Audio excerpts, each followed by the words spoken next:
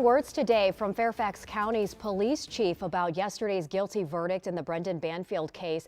Banfield is now facing life in prison for killing his wife Christine and a man, Joseph Ryan, he tried to frame for her murder. Prosecutors were able to convince a jury that Brendan Banfield conspired with his former lover and the family au pair, Juliana Perez-Magalhaes, in the double murder. Chief Kevin Davis says he watched every moment of this trial from his office. He also says when he spoke to us here on this street the day of those murders, he already felt suspicious about Brendan Banfield.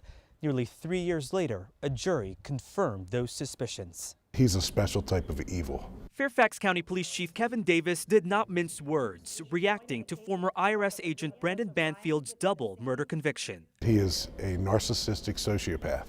The likes of which thankfully don't come around very often. Find the defendant guilty of aggravated murder. A jury found Banfield guilty on 4 charges, including aggravated murder for stabbing his wife Christine to death and shooting a stranger named Joseph Ryan, who Banfield lured to his home through a fetish website pretending to be Christine. Helping seal Banfield's fate, says Chief Davis, was Juliana Perez-Magalhaes, the family's au pair who conspired with Banfield and testified against him in exchange for a lesser charge. This case is about overwhelming evidence. And ultimately, it was Juliana who put the icing on the cake. The two were having an affair. In an interview with WSA 9 Tuesday morning, prosecutors say Banfield's emotionless testimony on the stand was helpful to their case. I thought his testimony was frankly very effective for us. Defense attorney John Carroll argued police never properly investigated other theories because they were too tunnel-focused on his client. Carroll says digital forensic detective Brendan Miller's report suggests Christine